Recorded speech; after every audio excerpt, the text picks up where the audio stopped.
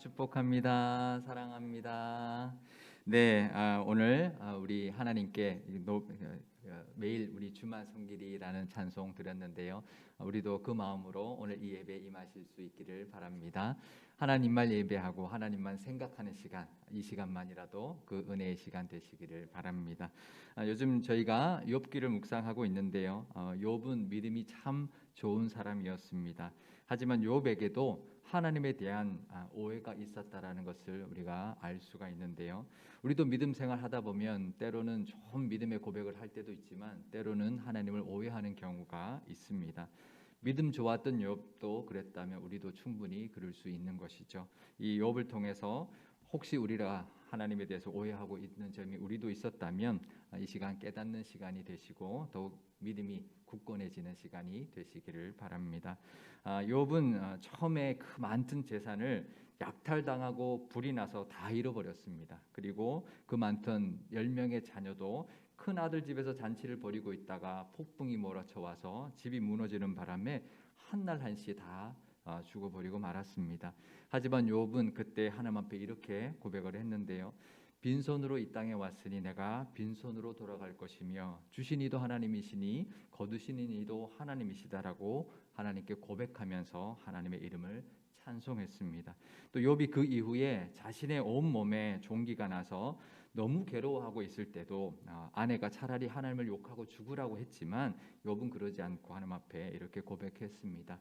하나님께 내가 복을 받았으니 화도 받아야 되지 않겠느냐라고 하면서 입술로 범죄하지 않았습니다.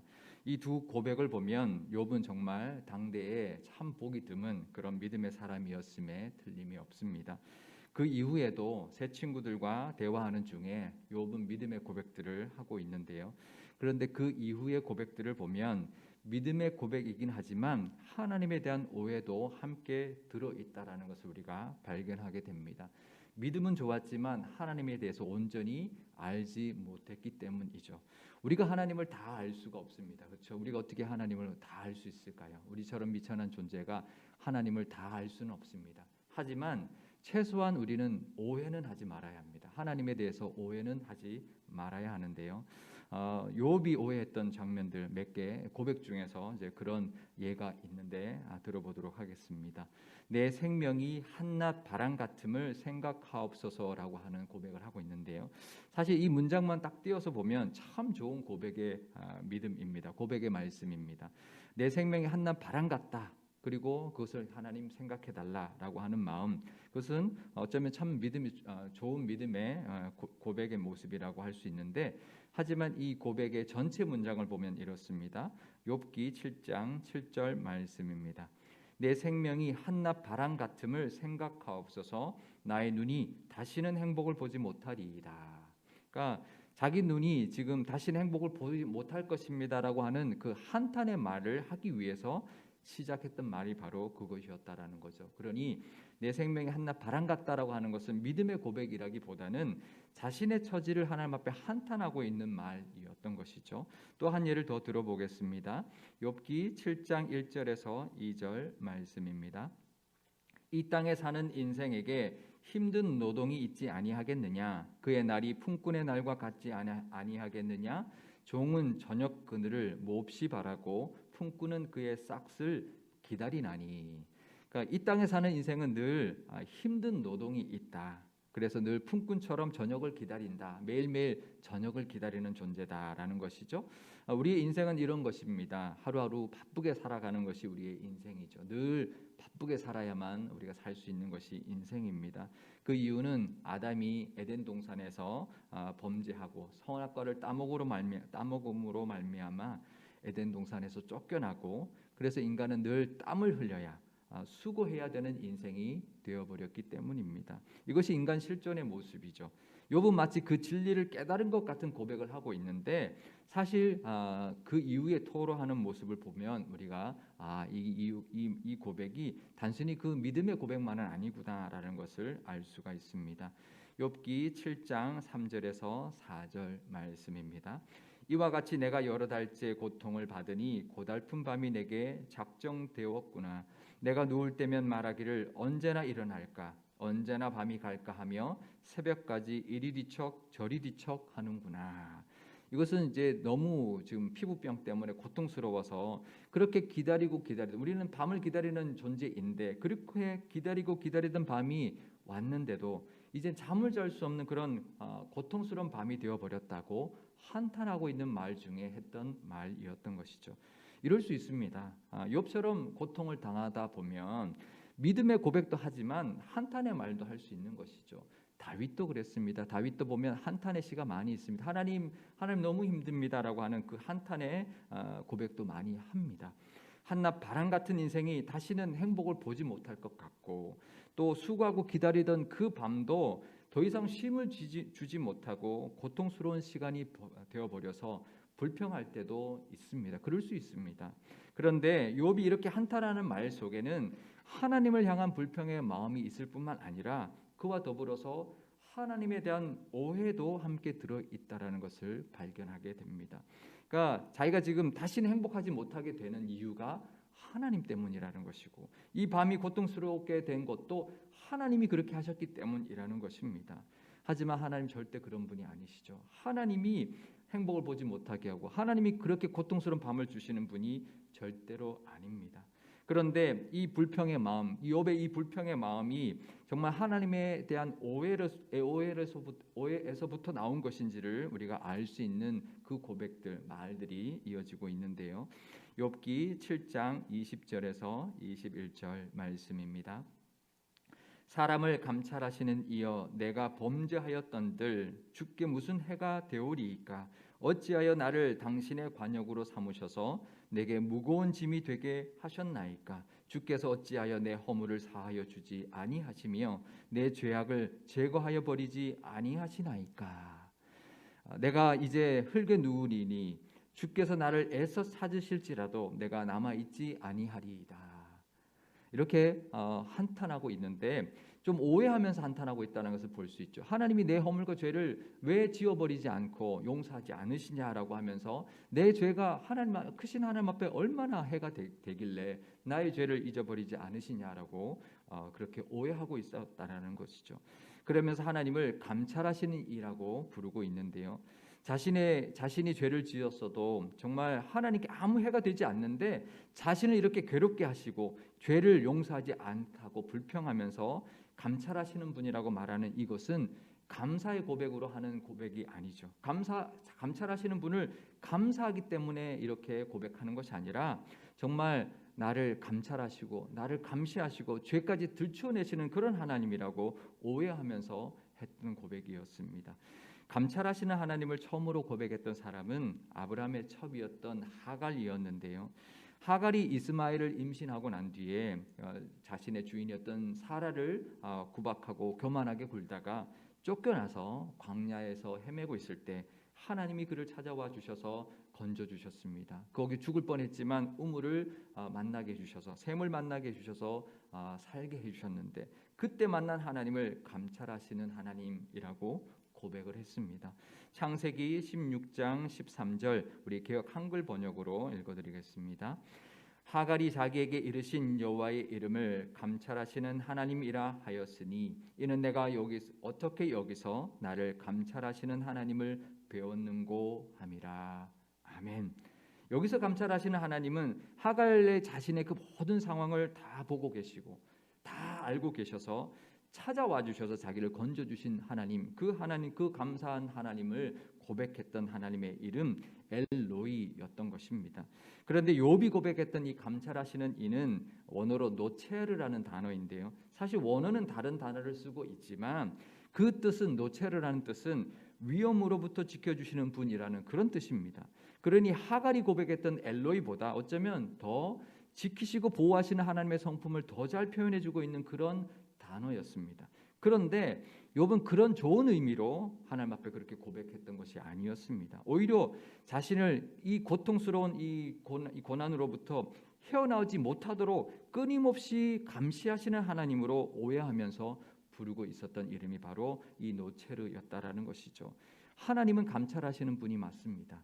그런데요, 그 감찰하시는 하나님, 우리도 감찰하시는 하나님이라고 하면 어떤 마음이 드세요? 나를 감찰하신다. 잠시도 눈을 안 떼고 우리를 지켜보신다. 그럴 때 어떨 때는 은혜로울 때가 있지만 어떨 때는 두려울 때가 있습니다. 정말 아무도 모르는 그런 나의 죄, 그런 내 마음속에 있는 죄까지도 하나님이 꿰뚫어 보고 계시는 그 하나님이라면 어떨 때는 정말 두렵기도 하고 무섭기도 한데요. 하지만 이 욥의 오해처럼 우리의 죄를 감시하시고 낱낱이 들춰내기 위하여 우리를 지켜보시는 분이 아닙니다. 더군다나 욥처럼 고통 주시기 위하여 우리를 지켜보고 계시는 분은 더더욱 아닌 것이죠. 하나님이 만약 그런 분이시라면 우리가 알지 못하는 죄까지 하나님 다 알고 계시니 그 하나님의 심판을 받아서 우리는 죽을 수밖에 없는 존재일 것입니다. 하나님 절대 그런 분이 아니시죠. 하나님 우리의 죄를 다 용서하시는 분이십니다. 시편 103편 12절에서 14절 말씀 읽어드리겠습니다. 동이 서에서 먼 것 같이 우리의 죄가를 우리에게서 멀리 옮기셨으며 아버지가 자식을 긍휼히 여김같이 여호와께서는 자기를 경외하는 자를 긍휼히 여기시나니 이는 그가 우리의 체질을 아시며 우리가 단지 먼지뿐임을 기억하심이로다. 아멘. 아멘이시죠? 다윗의 고백인데요. 다윗은 이렇게 고백합니다. 하나님은 우리를 꿰뚫어 보시는 분이시지만 우리의 죄를 다 용서하시고 동이 서에서 먼 것처럼 다 옮겨 버리셔서 우리를 긍휼히 여기시고 우리 체질을 아셔서 단지 먼지뿐이어서 우리가 어쩔 수 없이 죄를 짓는 불쌍한 존재라는 것을 다 기억하시고 은혜를 베푸시는 분이라는 것이죠. 그런 하나님, 감찰하시는 하나님은 우리를 도우시기 위하여 늘 우리를 지켜보신다라는 것 우리가 기억해야 합니다. 감찰하시는 하나님은 두려운 하나님이 아니라 우리를 도우시기 위하여 우리를 늘 지켜보고 계시는 하나님이라는 은혜의 하나님이라는 것을 우리가 기억해야 합니다. 욥의 두 번째 오해는 이것이었는데요. 욥기 9장 4절과 10절 말씀입니다. 그는 마음이 지혜로우시고 힘이 강하시니 그를 거슬러 스스로 완악하게 행하고도 형통할 자가 누구이랴. 측량할 수 없는 큰 일을 셀 수 없는 기이한 일을 행하시느니라. 아멘. 그러니까 하나님의 지혜와 능력이 너무나 커서 오늘 본문 제가 다 읽지 않았는데요. 정말 온 우주와 해와 달과 별들을 움직이시는 하나님이시라는 거죠. 그렇게 측량할 수 없는 큰 일을 행하시고 셀 수 없는 기이한 일을 행하시는 분이시다라고 고백하는데요. 이 얼마나 좋은 고백입니까? 그런데 욥은 이 고백을 그런 힘과 지혜로 왜 나를 괴롭게 하십니까? 라고 한탄하고 원망하고 있는 말이었습니다. 욥기 9장 17절에서 18절 말씀입니다. 그가 폭풍으로 나를 치시고 까닭 없이 내 상처를 깊게 하시며 나를 숨쉬지 못하게 하시며 괴로움을 내게 채우시는구나. 아무 까닭 없이 하나님 나를 치시고 괴롭게 하고 계신다라고 하나님을 불평하고 오해하고 있었던 것이죠. 그 지혜와 능력의 하나님이 그렇게 행하시면 나 같은 존재가 어떻게 그것을 감당할 수 있겠습니까? 라고 항의하는 말이었던 것입니다. 이 얼마나 큰 오해입니까? 하나님은 능력이 많으시고 지혜가 많으신 분, 아니 전지하시고 전능하신 분이십니다. 정말 하나님 앞에 우리는 티끌 같은 존재이죠. 온 우주 안에 지구는 정말 티끌 같은 행성입니다. 아주 작고 너무나도 작고 그런 행성인데 그 행성에 있는 우리 인간은 얼마나 더 티끌 같은 존재이겠습니까? 이 온 우주를 만드시고 운행하시는 하나님 앞에 간다면 우리는 얼마나 나약하고 티끌 같은 미약한 존재인지 모릅니다. 아마 하나님의 작은 입김 하나만으로도 연기처럼 사라져 버릴 수밖에 없는 존재가 우리 인간인 것이죠. 하지만 하나님의 이런 티끌 같은 우리를 지극히 사랑하셨습니다. 그래서 아들을 우리를 위하여 내어 주셨던 것이죠. 그런데 욥은 하나님이 자신을 지으셨으면서 왜 멸하려고 하십니까? 라고 따져대었었습니다. 욥기 10장 8절에서 9절 말씀입니다. 주의 손으로 나를 빚으셨으며 만드셨는데 이제 나를 멸하시나이다. 기억하옵소서. 주께서 내 몸 지으시기를 흙을 뭉치듯 하셨거늘 다시 나를 티끌로 돌려보내려 하시나이까. 이렇게 하나님을 오해했던 거죠. 했다라는 거죠. 나를 만드셨는데 왜 나를 멸하려 하십니까? 라고 하는 그런 이해되지 못하는 그런 말을 쏟아내었던 것입니다. 하나님은 우리를 만드시고 심히 기뻐하신 분이십니다. 죄로 인하여 죽을 수밖에 없는 우리를 위하여, 우리를 살리기 위하여 아들을 십자가까지 내어주신 분이셨습니다. 우리는 정말 하나님 앞에 티끌 같은 존재에 불과하지만 그런 우리를 그렇게까지 사랑하시고 돌보아 주시는 분이라는 것을 우리가 알아야 합니다. 그래서 이 하나님의 능력, 하나님의 지혜는 정말 온 우주를 운행하시는 분이시기 때문에 어쩌면 어떨 때는 우리는 그 하나님의 능력과 지혜는 우리와는 상관없다. 저 멀리 온 우주를 다스리시는 분이지 우리와는 상관없다. 우리에게 그 능력과 지혜는 임하지 않을 것이다. 이렇게 오해할 때가 있습니다. 하지만 그렇지 않습니다. 그 하나님이 바로 우리의 아버지가 되시니 그 말씀만으로 온 우주를 창조하신 하나님께서 그 능력과 지혜로 우리와 함께 하신다라는 것을 우리가 알아야 합니다. 멀리 계신 하나님이 아닙니다. 우리와 함께 하시는 능력의 하나님, 지혜의 하나님이신데 그 하나님이 그 능력과 지혜로 감히 우리를 괴롭게 하시겠습니까? 욥처럼 그렇게 하나님을 오해하지 마시고 다윗처럼 이렇게 고백할 수 있기를 바랍니다. 시편 8편 3절에서 4절 말씀입니다. 주의 손가락으로 만드신 주의 하늘과 주께서 베풀어 두신 달과 별을 내가 보오니 사람이 무엇이기에 주께서 그를 생각하시며 인자가 무엇이기에 주께서 그를 돌보시나이까. 아멘. 천지를 만드시고 운행하시는 하나님께서 우리가 무엇이간데 우리를 생각하시고 돌보아 주십니까? 라고 하는 이 다윗의 고백과 이 믿음이 우리에게 있으시기를 바랍니다. 욥처럼 오해하지 마시고 이 다윗처럼 그런 하나님의 은혜를 붙들며 사시기를 바랍니다. 욥이 하나님을 오해했던 세 번째는 지금의 자신이 겪는 이 괴로움이 하나님이 떠나주시면 그것이 사라질 것이고 평안하게 될 것이다라고 생각했었습니다. 욥기 10장 20절 말씀입니다. 내 날은 적지 아니하니이까 그런즉 그치시고 나를 버려두사 잠시나마 평안하게 하시되. 그러니까 고통을 주시는 분이 하나님이라고 오해하고 있으니 그냥 하나님이 내버려 두시기만 한다면 자기는 잠시나마 평안할 수 있을 것이라고 그렇게 생각했다라는 거죠. 이 생각은 자신의 고통이 하나님 때문이라고 오해했기 때문이었습니다. 욥기 10장 16절에서 17절 말씀입니다. 내가 머리를 높이 들면 주께서 젊은 사자처럼 나를 사냥하시며 내게 주의 놀라움을 다시 나타내시나이다. 주께서 자주자주 증거하는 자를 바꾸어 나를 치시며 나를 향하여 진노를 더하시니 군대가 번갈아서 치는 것 같으니이다. 하나님이 자신을 공격하는 것처럼 마치 젊은 사자가 공격하고 많은 군대가 치는 것처럼 하기 때문이다라고 오해하고 있었습니다. 이거보다 더 큰 오해는 없을 겁니다. 하나님 우리를 치시고 공격하시는 분이 절대로 아니죠. 그리고 하나님을 떠난다면 그러면 평안할 것이라고 한 것, 이것처럼 오해하는 것은 없을 겁니다. 하나님이 떠나서는 평안이 있을 수가 없습니다. 내 마음 그리스도의 집이라는 책이 있는데요. 거기 보면 내 마음이 하나님이 함께 하시는 집이다 이렇게 생각하면서 하나님이 함께 하시는 모습들을 쭉 설명하고 있는데, 그런데 그 장면에 뭐가 나오냐면요, 놀러 가는데 하나님이 함께 하시더라는 거예요. 이 저자가 하나님 놀러 갈 때는 좀 따라오지 않았으면 좋겠다라는 거죠. 어떠세요? 여러분 놀러 가실 때 하나님 따라오면 어떠세요? 부담되세요?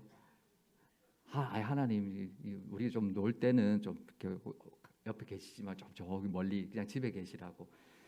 그러니까 우리가 놀 때든 힘들 때든 즐거울 때든 하나님이 함께 있어야 합니다. 정말 우리의 평안, 즐거움, 기쁨은 하나님이 함께 있을 때 이루어지는 것입니다. 하나님 떠나서는 평안도 없고 하나님 안에 있을 때 진정한 기쁨과 평안이 있다라는 것, 세상의 기쁨과 평안을 쫓는 것이 아니라 하나님이 주시는 평안과 즐거움을 우리 찾는 저와 여러분 되시기를 바랍니다. 욥이 그런 오해가 있었습니다. 하나님이 없으면 내가 평안할 것이다. 그렇게 생각했던 것이죠. 하나님이 주신 고통이니 하나님이 떠나시면 내가 평안할 것이다 했는데요. 사실 그 고통 가운데 하나님이 욥을 지켜주셨기 때문에 그 정도라도 버티고 있었던 것입니다. 하나님이 떠나시면 욥은 잠시라도 살아있을 수 없었을 겁니다. 우리는 이 욥의 오해가 아니라 다윗의 이 믿음이 있어야 합니다. 시편 4편 8절 말씀입니다. 내가 평안히 눕고 자기도 하리니 나를 안전히 살게 하시는 이는 오직 여호와이시니이다. 아멘. 우리를 평안하고 안전하게 살게 하시는 이는 오직 하나님 한 분뿐이십니다. 이제 다윗이 이런 고백들을 했는데요. 욥과 비교되죠. 근데 다윗이 욥처럼 힘들지 않아서 이런 고백들을 했을까요? 아닙니다. 다윗도 힘들 만큼 힘들었던 사람이었습니다. 하지만 다윗의 이런 모습이 바로 하나님께 내 마음에 합한 자다, 너는 정말 내 마음을 알아주는 자다라는 칭찬을 받았던 이유였습니다. 욥은 하나님도 극찬했던 믿음의 사람이었지만 하나님을 오해하는 부분도 있었습니다.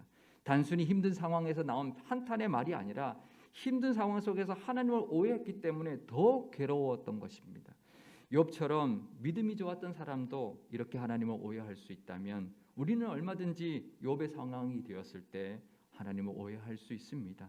하지만 하나님을 향한 바른 이해가 우리에게 있다면 다윗처럼 그 어떤 힘든 상황 속에서도 하나님의 선하심과 인자하심을 바라볼 수 있게 될 것이고 하나님의 능력과 지혜를 덧입고 살아가게 될 것입니다. 하나님은 이 다윗의 고백처럼 늘 우리를 지켜보시고 눈동자처럼 보호하시는 분이십니다. 우리를 지으셨고 우리를 위하여 아들까지 내어주신 분이시니 지극히 우리를 사랑하시고 돌보아 주시는 분이십니다. 우리의 피할 바위가 되어 주심으로 늘 우리에게 안전과 평안을 주시는 분이십니다. 우리도 살다 보면 힘들 때가 있을 겁니다. 그 순간이 욥처럼 하나님을 오해하는 시간이 아니라 이 다윗처럼 하나님을 더욱 깊이 깨닫는 시간, 하나님께 더 큰 은혜를 받아 누리는 시간이 되시기를 바랍니다. 마지막으로 시편 23편의 이 다윗의 고백을 우리 함께 해보겠는데요. 시편 23편 4절과 6절 말씀 우리 함께 읽겠습니다. 내가 사망의 음침한 골짜기로 다닐지라도 해를 두려워하지 않을 것은 주께서 나와 함께 하심이라. 주의 지팡이와 막대기가 나를 안위하시나이다. 내 평생의 선하심과 인자하심이 반드시 나를 따르리니 내가 여호와의 집에 영원히 살리로다. 아멘. 기도하시겠습니다. 우리를 눈동자처럼 지키고 보호하시는 하나님 아버지, 티끌만도 못한 우리를 사랑하셔서 독생자 예수님을 이 땅에 보내주셨고 우리의 죄를 대신하여 십자가에서 대속 제물이 되게 해주셨으니 감사드립니다. 하나님의 그 넓고 크신 사랑 늘 잊지 않고 살기를 원하지만 우리도 욥처럼 힘든 일을 겪다 보면 하나님을 오해할 때가 있습니다. 하나님을 오해할 수 있는 그런 상황 속에서도 하나님을 믿는 믿음의 고백 있게 하여 주시고 하나님의 선하심과 인자하심을 바라볼 수 있게 하여 주옵소서. 사망의 음침한 골짜기 같은 때를 만나도 늘 우리와 함께 계시는 하나님을 볼 수 있는 믿음의 눈 열어주시고 주의 지팡이와 막대기로 우리를 지켜주시는 그 하나님의 은혜를 깨닫게 하여 주옵소서. 우리 교회도 67년 동안 지켜주셨으니 너무나 감사드립니다. 감찰하시는 하나님께서 늘 앞으로도 지켜봐 주시고 모든 것 다 보시고 들으시며 응답해 주시는 그 은혜가 늘 가득하게 하여 주옵소서. 또 하나님의 능력과 지혜가 늘 충만하여서 우리의 힘과 지혜로 감당할 수 없는 크고 놀라운 일들도 행하여 주옵소서. 우리를 위하여 십자가를 지신 우리 주 예수님의 이름으로 기도드리옵나이다. 아멘.